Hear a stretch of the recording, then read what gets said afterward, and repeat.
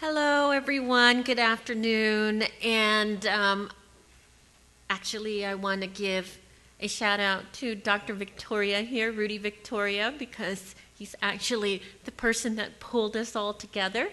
But since I am going first, I'll introduce myself. I'm Dr. Jeanne Manese, and I am director of the UCI Counseling Center.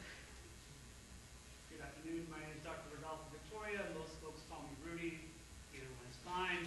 I'm just recently a senior staff psychologist. Speak into the mic and make appropriate eye contact. Hi, because the mic isn't on, is it? It wasn't on? It wasn't on. So, hi, welcome. My name is Dr. Jonathan Flojo. I'm a staff psychologist at the UC Irvine Counseling Center. I've been there a long time. I've been there for about 10 years. Hi everyone, my name is Frances Diaz. I'm the Associate Director and Training Director at Irvine. I've been there about 6 years, and this was one of the programs that I first started working on when I first joined the center as a senior staff psychologist. Okay, so hopefully you can you hear me? Okay, great. So this is our UCI Goals in Action, applying a social justice agenda to university counseling centers, and I'm going to start out by giving a program overview. So knowledge is power. We have all heard that, and I certainly in my career have felt that.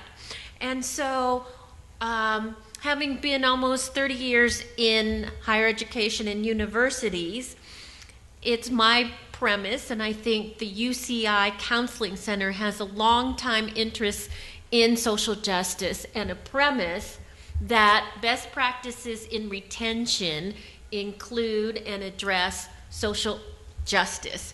So we're going to today talk about a program that involves a social justice orientation.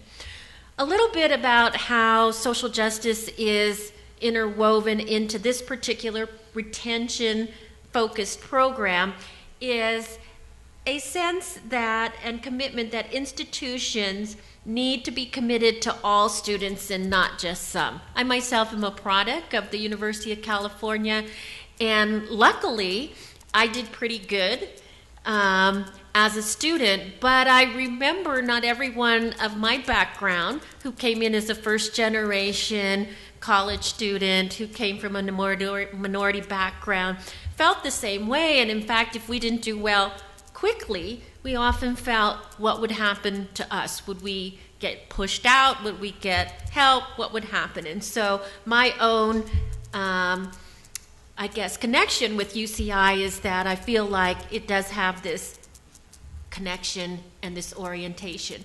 And along with that orientation for retention is the obligation that the institution should provide ways for all students to be full members of the university. And we have different definitions of full members, but I think full membership means that you not only have an opportunity to be involved in a university that allows you to be successful, but the university creates and engages students in ways that they can be successful. And last, national data has shown that students who are at most risk for not graduating from college are disproportionately from historically underrepresented backgrounds and also come from low socioeconomic status, first-generation college. And we know that these students get in because they have the potential to succeed, and yet the rates of retention are not as good. So what is our definition, our working definition of social justice? So social justice is scholarship and professional action designated to change societal values, structures, policies, and practices such that disadvantaged or marginalized groups gain access to the tools of self-determination. Now, how did the Goals in Action program come about? In about 2006, 2007, so we're almost at a decade, one of my fantastic interns I have been lucky enough over all my career to have such fantastic staff that inspire me and allow me to co-partner with them. And one of those persons back then was Dr. Danny Singley. And he was very, very interested in positive psychology and applying positive psychology so that lower performing students could capitalize on their strengths and be successful. We were at UCSD at that time, and I came from another orientation that also was very interested in students, but I was in a decentralized office where often students were referred to me after they had been dismissed from the university, and because academic advising was concerned about their well-being because they thought the students were suicidal and had potential for, very damaging outcomes, they would refer the student to me. And I would be sitting there with a student who was devastated, often hopeless, depressed, feeling ashamed, and I would have like one last session to try and do something, and I thought, this is not the way that students are going to be successful. But one of the things that came out of that is I recognized that in some cases, maybe if students aren't a good match, and maybe on their terms, I would like them to decide if UCE is for them, I want them to have hope. I really want them to have hope. So Danny Singley and I really capitalized on some of the theories and some of the concepts that were part of the program. So this program is a very strength-oriented program, and it addresses students who are subject to dismissal. I wanted to catch them earlier. We wanted to catch them earlier. As you know, at least at many of the UCs, once a student is dismissed, they're not eligible for services. So we wanted to catch them much earlier. And these workshops, as I said, really emphasize building on strengths. So from the get-go, it was a strength-based program and remains so. From the get-go, it was looking at enhancing students' empowerment and efficacy.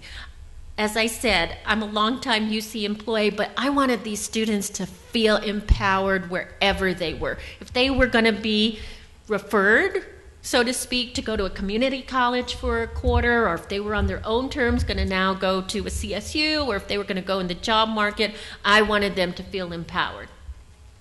We also wanted students to have an increased understanding of the inside game of success at a highly competitive university. Now, of course, these students came in and they got in and they had every right to be in. But it's different, especially if you don't know that you're supposed to go talk to your busy professor who says, well, these are the office hours, but it's fine, you don't need to come to them. What does that mean to a student? We wanted to look at how students found pathways around barriers, because there's a story behind every student's lack of success. And typically in the UC, it's my strong belief and my experience that it's not because they aren't capable of being successful. There are stories. There are stories of mental health problems. There are stories of economic problems. There are stories of family problems. There are stories of resilience. There are also stories of hope, and there's all these stories, but without any kind of engagement, we don't know what is really going on. So we wanted to find pathways around barriers, and we wanted to develop social support and tools for academic performance. And if you know some of, again, Goodman's work in social justice, these are all part of principles that she has laid out. And last, I'll just say that my part here is that this comes from a model that was developed looking particularly at psychosocial concepts such as hope and resilience. And with that, I'll let the rest of the staff take over. Again, as I said, my name is Dr. Jonathan Flojo, and I'm a staff psychologist at UC Irvine. I've been a goal in action instructor for maybe 4 or 5 years. And so what I want to do next is actually walk you a little bit through the in-person version of goals in action. Just logistically, what we have are 5 consecutive workshops, classes, seminars, so to speak, about 90 minutes each. What we do is we have about 6 or 7 sections every winter quarter, and we have 1 section that happens in the spring, but for the last X amount of years. What I really love about this program is, one, and this is tied to some other conversations that we've had today, is we as staff, as senior staff, psychologists, we have about 7 or 8 plus individuals every winter quarter that are given time to actually teach and co-facilitate these groups. In addition, not only do we have most of our clientele, most of our students in these seminars are referrals from multiple departments and academic affairs units, are co-facilitators. Every staff psychologist has a co-facilitator that is from a particular, one of a host of student affairs and academic affairs units. It truly is a partnership, and one of the things that we've received feedback from our staff is one of the things they really enjoy is actually partnering with folks outside of the counseling center. So multiple methods of engagement, just as we all do in the multiple ways that we teach classes. A couple things I do want to highlight, and I'll get to some of these other materials as I go through some of the main curricular content strands, is what's particularly important is to have successful models on our campus of campus leaders that have negotiated transitioning into the university and transitioning out and have graduated. Often for our students and our college students, they do not see their faces, their experiences represented in the classroom. So this is one of the most powerful experiences that they can see is they have time to speak to a campus leader that has done it, and that's when they spend a lot of time asking questions. How did you do this? How did you figure out your major? Which academic advisors and other folks can do that, can answer those questions, but coming from a face, a body that is congruent and consistent with who they are, that's pretty powerful. Another piece that is, homework isn't that necessarily that engaging or interesting, but what I do enjoy and what's pretty powerful is that we give homework after each class, after each seminar, and these are very concrete and focused. I want you to have a planner, and actually this is what I want you to put in your planner, and actually I want you to identify not only times to complete the task, but times to actually reinforce the task completion. Another homework assignment that we do is we assign people, and they should be already doing this. This is part of the, they should already be doing this. Find a TA, a professor. We want you to ask cogent, focused questions. And we spend time problem solving, how to empower themselves, how to stay centered, how to reduce the intensity of any sort of anxiety, self-talk that they might have as they walk into the situations. But again, skills that they should have, or skills that they need to be successful in a college situation. I want to briefly talk about or highlight some of the curricular anchor concepts and the way that we've chosen to do this, rather than each workshop having a very discrete chunk of workshop 1 will be hope in action. Workshop 2 will be on goal development. We've taken kind of a stand which is very, very consistent with the common practice and best evidence practice of K-12 education, where we have curricular strands that are actually introduced, touched upon, revised, and reviewed throughout five of the 5 workshops. A key part of what we want to do with our students is really translate this vague, well, I consider it vague, this idea of hope and making it concrete, specific, and actionable. Hope isn't just that warm, fuzzy feeling that if you hang on, you will graduate, or if you hang on, you will complete this class. And actually, hope is a set of actions. Way of thinking in a very adaptive, powerful way about your particular experience in the university.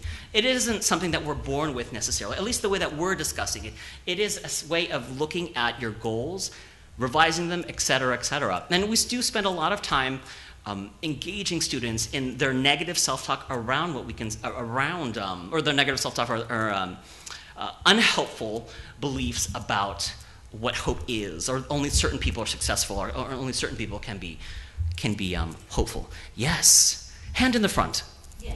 At what point is the student referred to? Oh, let me back up a little bit. Well, sorry. What do you mean? Tell me a little bit more about your question. Well, you said that you have referrals from different departments. Mm-hmm. So how does a student get from I'm not doing very well, I'm on my way to dismissal, to one of your classes? Exactly. That's a great question, and I apologize, I glossed that over. Part of we have very tight relationships with multiple academic units, and academic advisors actually are powerful referrals for our folk. At the tail end of fall, typically, they will have multiple meetings with students that are at risk or on academic probation, and they will, as part of their conversation, refer students to our program. In addition, a lot of a good chunk of our students are referrals from individual therapists in the counseling center. So both of those things. But a big catchment area are really academic advisors. The very folks that want to keep their students in. This is one of the very few, if not only currently, the only package on our campus to keep students retained and engaged in the academic universe. Yeah. Great question, please. So hope isn't something fuzzy. It's actually actionable. Part of that I think about what we teach and what we empower students to do is to make the hidden curriculum concrete and observable. For students that have parents, grandparents, and great-grandparents that have gone to college, all of this is, oh, of course we know this. But for a lot of our students, this is new, this is different. What do you mean I can talk to a TA? Yes, you can talk to a TA. And actually, we'll give you concrete strategies to do that. And if they don't give you a satisfactory answer, we'll problem solve about how to double back, ask it politely and empowered to get the answer that you think you need or want. Really engaging people in a set of thoughts and behaviors to get them through the multiple obstacles that they've experienced in transitioning and completing the undergraduate experience at UCI. Oops. We do spend a lot of time, like with our individual clients, helping students develop very honed and focused goals. In some ways, we act like coaches in the different ways that we talk about goals. How can they be precise, focused? I mean, a lot of us teach our clients smarter goals. We'll do a lot of that, but in addition, we'll spend a lot of time helping students concretely incentivize completion of their goals. Rather than it just completion and it being a warm fuzzy, what will you do after you read that hour and take notes? What will you do? Be very specific, be very focused, and share it with everyone in the class. And really not just focusing on the goal, which is for many of our students is to get off academic probation, to get a 3.8 or 3.0 or whatever their particular GPA goal is, but really how the behaviors that will increase the probability of attainment of that goal. Studying X amount of hours per day, doing a certain amount of problems per day, talking to the TA on frequency, duration, intensity, those kinds of pieces. Again, some of our best students will do this, but most of our students that are at risk will not naturally do this. Oops. One way that we teach students is using some heuristic, and we use G-Power.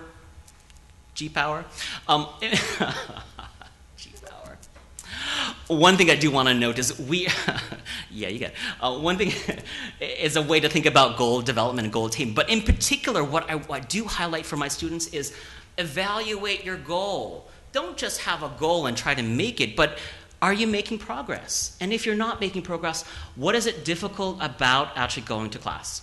Again, some of the things that we do in individual therapy, we're attempting to do for a group of folks.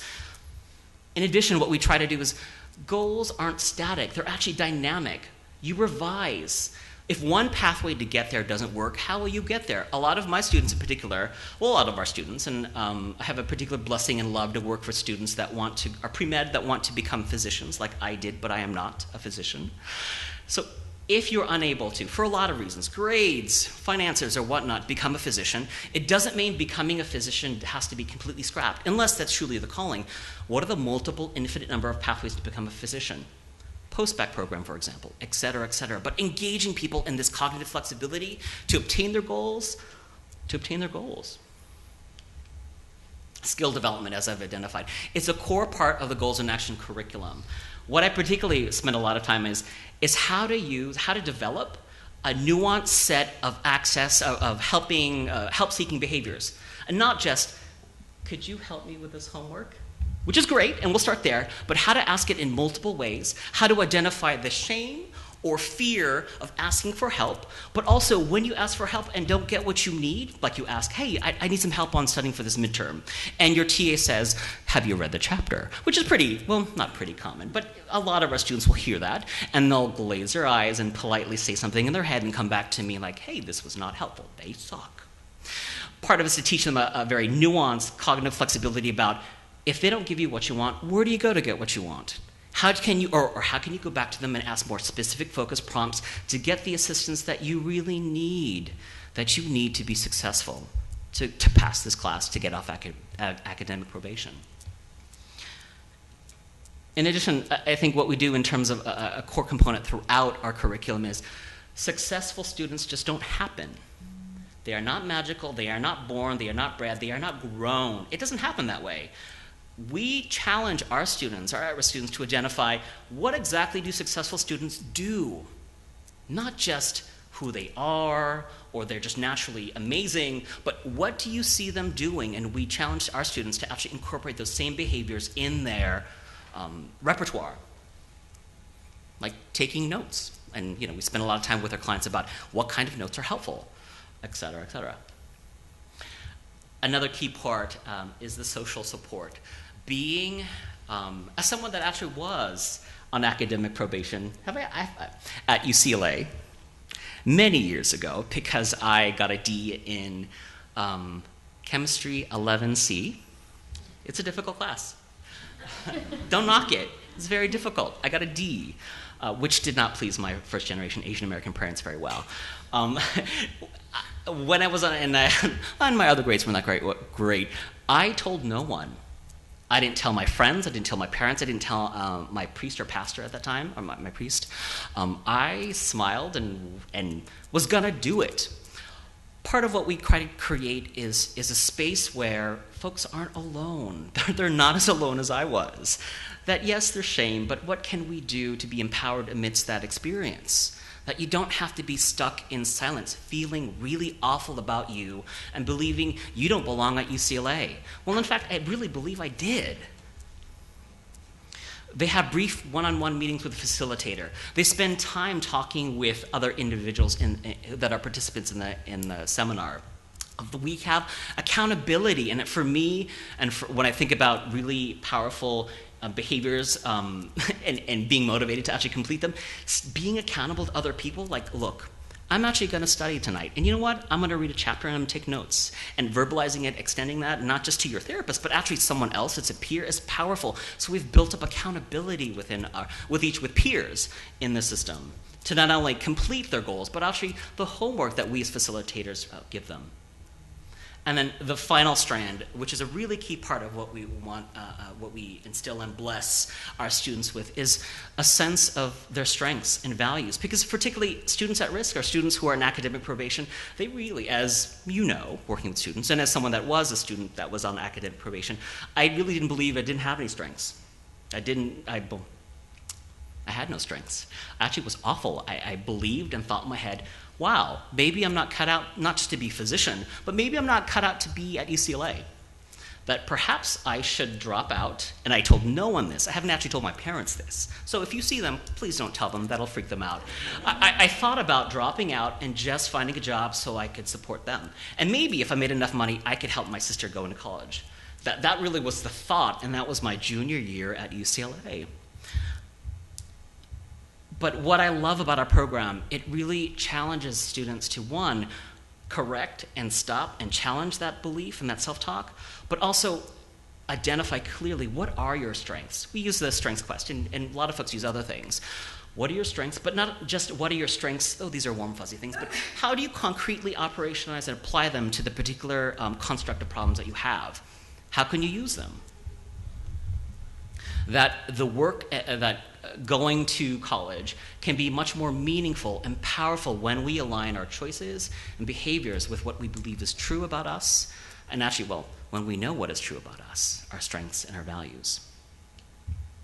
The next iteration is that we also have electronic version or a tech version, and Dr. Diaz will talk about that. As we think about our program, we realize we're in settings where resources are limited. And we have campuses that have several thousands of students. And so, as Dr. Flojo mentioned, we only offer a couple of sections because we don't have enough staff to be able to offer this. We'd love to. We'd love to be able to offer this and do this way more than what we're actually doing, but that's not realistic.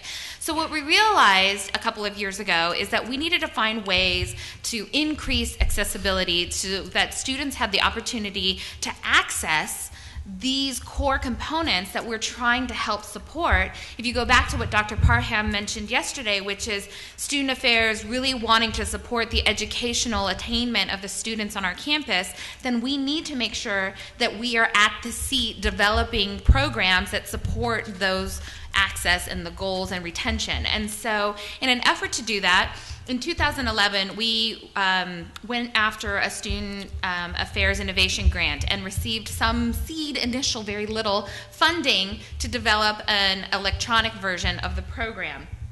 And so what it does was in part why we were able to get this was because we were able to sort of reaffirm our commitment, as this program is about helping in terms of social advocacy and social justice, because it's helping these students who might not necessarily find their way successfully through the campus without this level of support. And so we wanted to make sure that we also address the fact that students have different learning styles. Obviously, as Dr. Victoria will show, we prefer that from some of the data that we want that human contact that helps in terms of increasing their sense of commitment and connectivity on the campus, but we also realize that students sometimes they feel better working in front of a computer or online. It's kind of the generational shift that exists. So we found a nice hybrid to allow us to offer both, which is that even with our online program, we still require the students who register online for our class, we require them to do a pre-meeting with us in person. So those students will come, meet with us in person. We'll go over the components of the program. Since we're also collecting research, we'll go through the pre-assessment measure. And then at the end of the program, we will also have them come back in for an in-person contact. And it's an opportunity for us to check in with them about what did they learn, what were some of the barriers, so they're not losing completely that in-person touch point, but it requires a lot less individual resources than having the need for 6 or 7 staff people plus the collaboration with our campus partners. So as Dr. Flojo mentioned, in our in-person classes, it's not just a counseling center or a CAPS staff person, but they're co-facilitating with a student affairs person. So it requires a lot of campus commitment to this particular program. And so fortunately in 2014, because in 2011 when we first developed the EGIA, it was really sort of basic. We were using CDs and trying to, we burned a PowerPoint program on there. We were just trying to get it off the ground. As technology changed and it has advanced, we realized we need to also advance. And so we were really fortunate to partner with our extensions and UCI extensions, and specifically they use the Canvas platform. And so we now have moved on to Canvas for our course, which is great because a lot of the students are already familiar with it because they're taking courses online that already use this particular platform. So that's great. The other thing that is really important is that as we moved the program online, we maintained the core components that Jonathan was talking about. We didn't lose that. And we also embedded, so in person, we have people from the community come in and sort of tell their stories of how they have overcome academic adversity. So how do we do that online? We've inserted videos of these individuals telling their stories, and so it's still there. Those pieces are still part of this program, and it's essential because it really helps to support and bring to light the things that are necessary for them to sort of think about their goals and so hear other stories. I, like Jonathan, have also experienced academic challenges and was on academic probation as an undergrad in the UC system, and sort of how did I overcome those barriers by myself? I don't want students to have to do that, so let's really give them some support.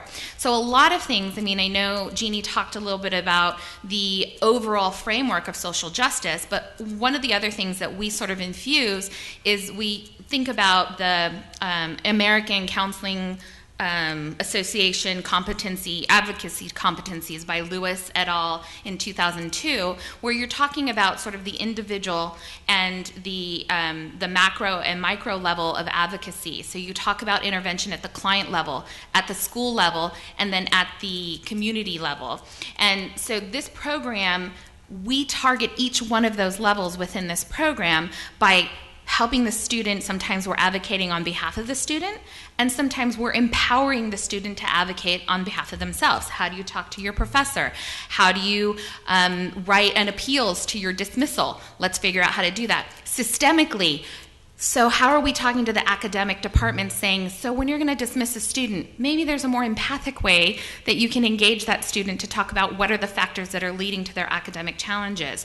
And then sort of system-wide, helping us look at, do we need to be developing additional types of programs so that these students aren't lost through the cracks, right? They didn't get to our campuses by mistake, so let's figure out how to keep them there and make it not just a survival, but a thriving experience. And so one of the exciting things is I think that we've been collecting, the fact that we've been collecting data helps to support the buy-in from the university. So with that, I'm going to invite Dr. Victoria to come up and talk a little bit about the data and also give you a quick snippet of our online course. He'll show you a little piece of it. But you have a question? Mm-hmm.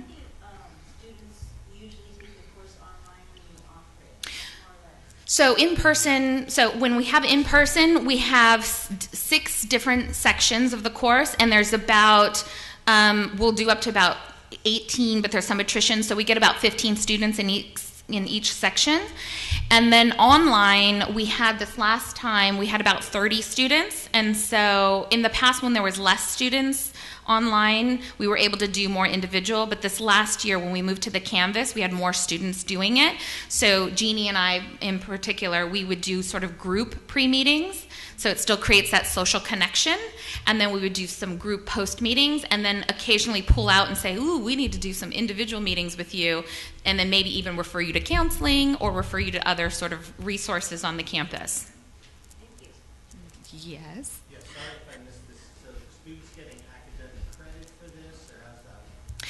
So when they are registered, they're often, so there's not an actual, it's not a 4-credit course, but for most of the students who are being referred to the program, it is part of their contract with their academic department because they are on academic probation or academic distress. And so this is one of the interventions that they can utilize. Sometimes it's nothing, or it's this, or just meeting with their academic advisor. So They have to, I guess, complete it or show they need, so we give them a certificate of completion, whether it's in person or online, they get a certificate of completion. I'm gonna let you. Yeah, and so the idea is that as we continue to evolve and improve the EGIA, we'll be hopefully able to reach a larger population. Just to give you a little bit of a flavor of what it looks like, this is the Canvas platform here, and if you've never used it, it's kind of broken up in modules, and hopefully my hotspot has not died. And so a lot of the concepts and instruction that we do in person has been introduced. Oh, I'm not going to show my video. Oh, but it would be so fun. Okay, fine. So this is one way that we try to engage students. So I really did not want to show this one, but let me see if I can get the volume a little bit on this.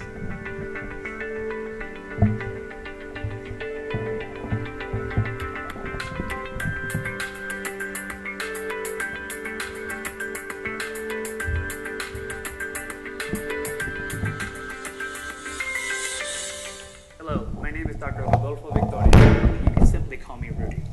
I work at the Counseling Center here on campus as a senior staff psychologist. We are located across the University Bookstore on Ring Road, adjacent to the Career Center. I'm here to introduce Module 1. In Module 1, we will be focusing on hope. Now, I know some of you are probably thinking that hope is this new age technique for feeling better, which it can be. But in Goals in Action, when we talk about hope, we want you to think about it as a verb or an action item in addition to a state of being or a feeling. In other words, in this module, you will learn how to activate hope in terms of how you think about your challenges and what you can do to resolve those challenges. For example, in this module, you'll learn about various resources that are available to you on our campus that can help you navigate the challenges that you may be facing. Another form of activating hope will be in the form of time management. You will learn techniques and strategies to more efficiently manage your time. As a first-generation college student, I know firsthand the importance of hope, as it was instrumental in helping me navigate the challenges of college and eventually graduate school. I will be the first to admit that there were various times in my academic journey where I felt like giving up, like college wasn't right for me, or that I couldn't cut it. but it was hope in the form of the skills and strategies that you will learn in this module that helped me overcome these barriers, to help me overcome these challenges. For example, I was able to identify the resources and strengths that I already possessed and learn how to better manage them to overcome these barriers. In addition, hope helped me identify the resources that were available around me to also navigate these challenges. My hope is that the skills and strategies that you learn in this module will be helpful in your own academic journey as they were for me.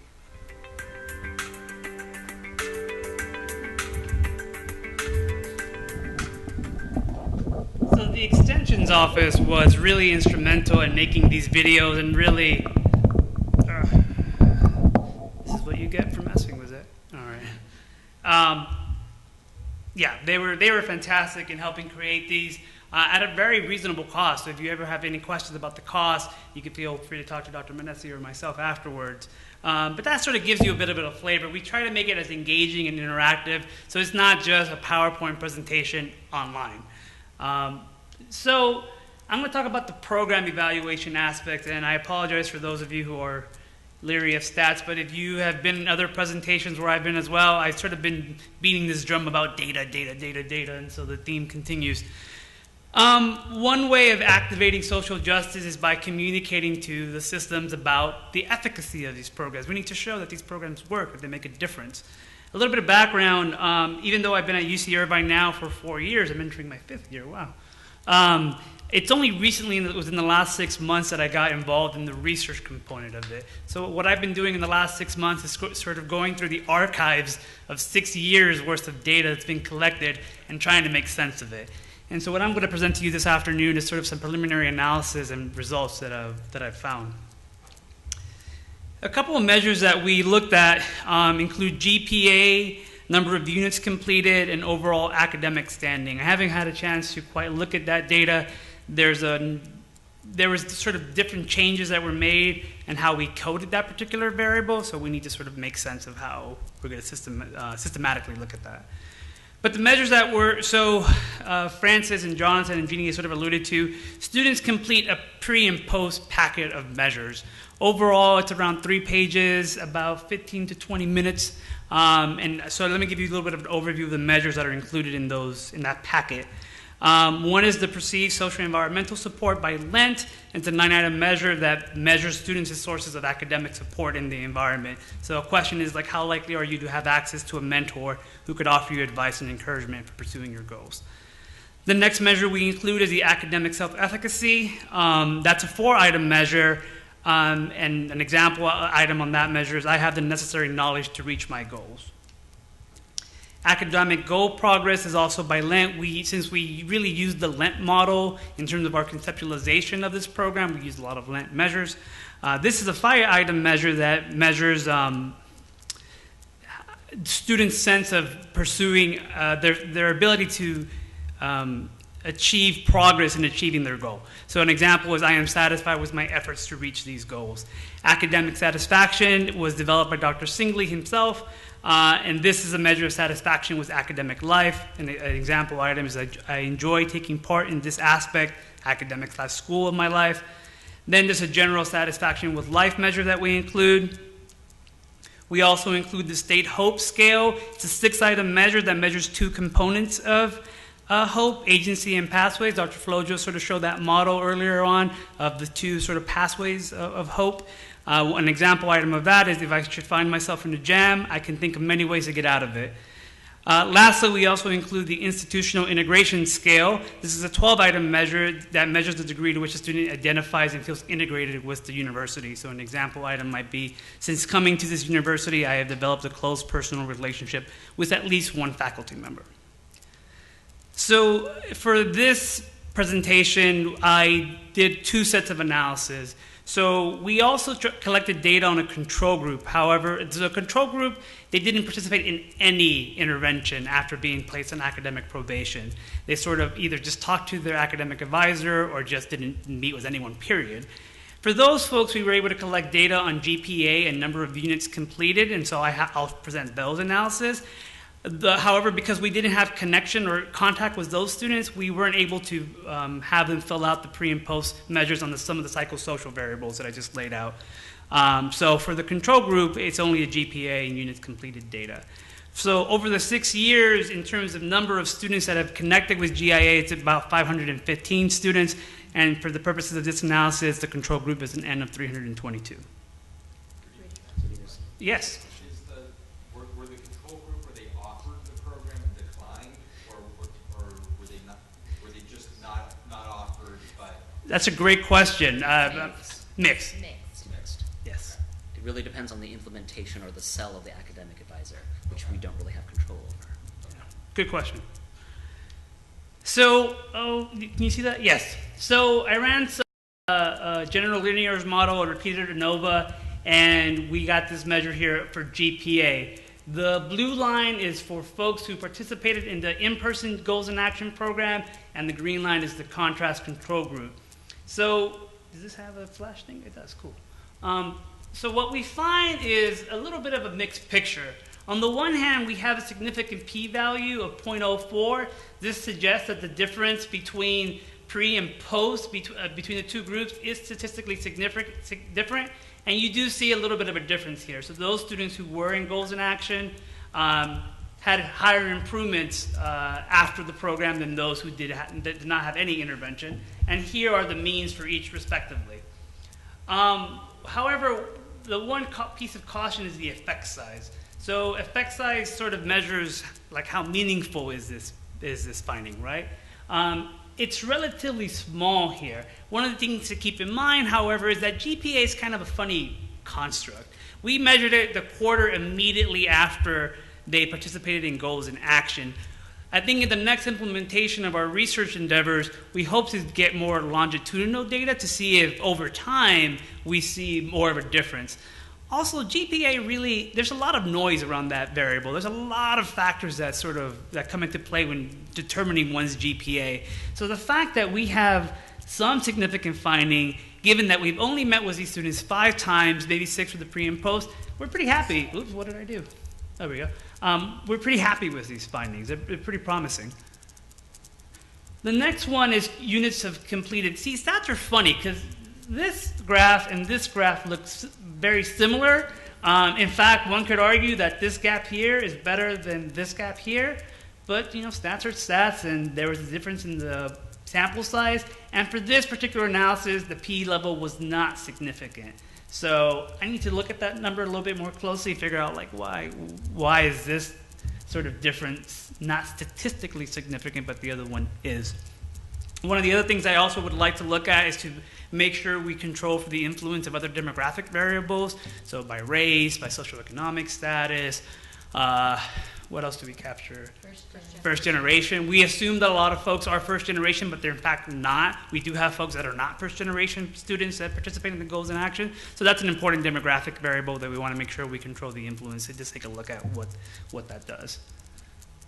Yes? Does it look like there's any way to get some of the social variables measured on the part of the people that are not involved in the program? That is something that I am racking my brain around about how we can do that, and we have been strategizing to see how we can develop a partnership with some academic departments where essentially we employ a randomized clinical or control trial where some folks get into GIA and some folks don't. Because we really are passionate about social justice, we have to be mindful of how we would handle that ethically, but that's the idea, that we would, obviously I think that the evidence would be much more pronounced if we could do sort of a comparison between those that did GIA versus those that did not, and also capturing the psychosocial variables. So that's something we're definitely looking at.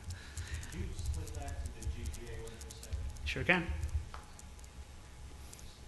So I guess, one thing I was thinking about was when you're looking at on the y-axis and whether the gradations are the same.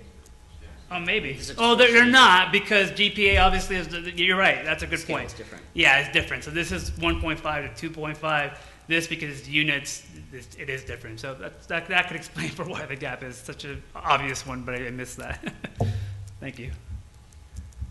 So the next pair of analysis is I just did a paired samples t-test across all the psychosocial variables. Again, important to keep in mind, I did not control for the influence of important demographic variables.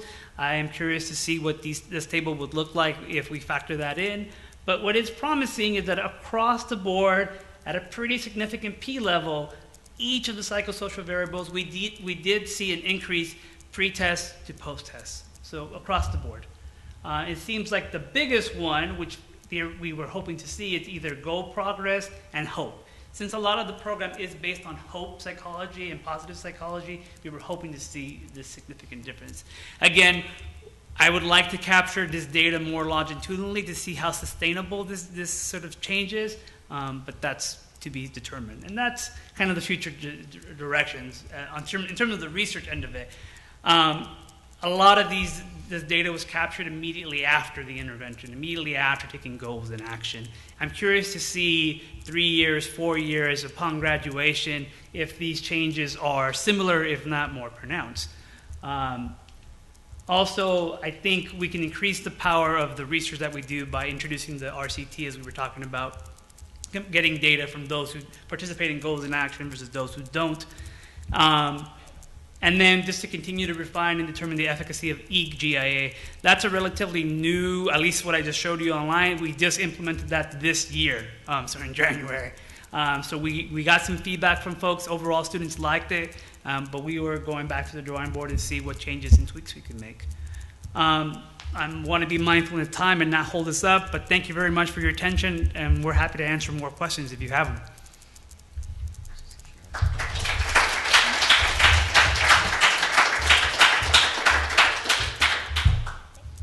If you want references, I'll leave this up here. Any questions, additional questions we can answer? Yes? I'm not familiar with the UCI student affairs Yes. setup so much. There is an EOP program though, is there not as well? We have an equivalent of an EOP. It's SSS, TSC, Okay. Student Support Services. Okay. As I feed the answer to Rudy. No. Say this. You have a microphone too, so. Oh, I don't need a microphone. Yes, Good. there's an equivalent, and one of the directions that we're moving into this year is trying to partner with them, because we're finding also, they've reported to us that a lot of their summer bridge students are finding themselves on academic probation and not making it through, and so they want to find ways to be able to bring this program to those students. And so one of the things that we're looking at is for the students that can we partner with them, and the students that don't elect to participate in goals in action but are still part of their student support services, summer bridge, can we give them the pre-measures and the post-measures? Right, so naturally built in so town, naturally, treatment as usual. Yeah, naturally built in. So that's the direction that we're trying to move in as we're thinking about gathering more data to support, the program. Yes. Are the study buddies part of the group? Yes, so the study buddies are internal. Okay. Right, though certainly different for the electronic version. They find their own buddy in the universe. But certainly for the in-class version, they are individuals actually also on academic probation that are taking the same section. And do they seem to follow through with? They actually do. It's hilarious, in part because I have a reaction to using the word study buddy. I just do. But when you introduce it with a particular shtick and panache, kids love it. They're like, oh, this is silly, but they do it. They may mock it, but you see them talking and texting and each other. A lot of them become friends. Friends. Some it's temporary, but some friends. And I've done this for 10 years since I started the program. Some students had not been to campus for a quarter until they were on academic probation. They, some of them were commuting 3 and 4 hours, and it just got hard, and they just stopped. And they didn't have any contact with any people on the campus. And so to have a buddy.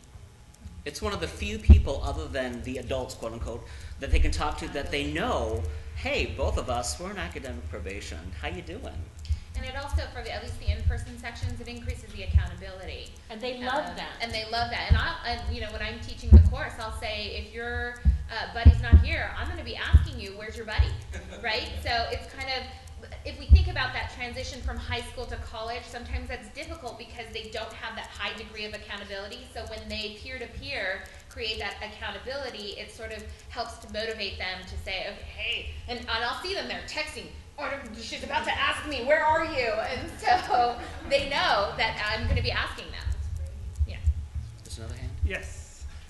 At UC Santa Cruz, we used to have a similar kind of program, but it was because of a resource issue, we had to step back from our involvement. And I'm just wondering how you get funded or staff time to do this kind of work. Well, I think that it goes all the way. We've gotten a number of grants from our vice chancellor. I think we've gotten a lot of buy-in from academic advising. I mean, this is prevention. For me, as I said, this started out as suicide prevention. And I've done other research, where a lot of students do not present to the counseling center until they're in academic distress. And so, and when they're in academic distress, being on probation and particularly being dismissed, that's when we lose track and they're lost not only to the university, but this is also when they're at high mental distress. You don't need to convince me. I'm just wondering how So Trust. So if you're now convinced, this is where I go around and I get, Right. and nobody can say, well, suicide prevention is not important. And there isn't anybody on the campus that doesn't, at least on our campus, that doesn't realize that for our students, when they become dismissed, it's a mental health issue. What's nice is that Dr. Manese really goes on what I call a PR junket and really attempts to convince, and I don't think it takes much, but academic affairs, student affairs along the food chain that this is important. Why aren't you doing it? Why won't you fund us? What's wrong with you, basically? And so internally, though, I think the staff, not all staff do it at the same time, but internally, it is part of our job description, prevention, and it is part of my written mission, retention. So what is the counseling center doing to address retention, and what is the counseling center doing to engage in social justice? Well, this is our answer, and so that's how it gets supported. There was another question, I think. Yes. One question I had was I was thinking about the difference in the in-person intervention and the online intervention. I was curious about the in-person intervention. Do you all process the experience of hope? So because I was thinking that's an experience that can be hard to have online. Is having hope, seeing other people's excitement, witnessing your own hope, and I'm just trying to think of the differences between that. For us, it's a methodological curiosity, and it's interesting to see the differences and who's drawn to one versus the other. But certainly in my experience in the in-person, there's a lot of discussion and processing, the traditional kinds of skills that we use as therapists in that space around the negative self-talk, around the hope, and engaging in that. How can you be hopeful again when you've had multiple quarters of being in academic probation? We haven't quite captured that because of the way that we have set up our electronic version. It really is, there's some dialogue with the individual that checks in with them at the beginning and the end, but truly it's in the in-person, which that's my shtick. That happens. It's also in the exercises, where they're writing themselves a hopeful letter, and they're, it's occurring because it's a verb. It's not a feeling, and so hope comes when you complete an activity. Hope comes when you do certain things. Yeah, one of the balancing acts we're trying to do is to make use of the forum functions that exist on the Canvas platform. The issue is that students take the online version at their own leisure, at their own time. So how can we sort of create a space for students who are taking the online version can sort of connect with one another? So that's the challenge that we continue to look at. I'm mindful of time, and I know folks need to present next. So thank you very much for your time and attention. Thank you so much. We're Have here a good if day. you want to ask some individual questions.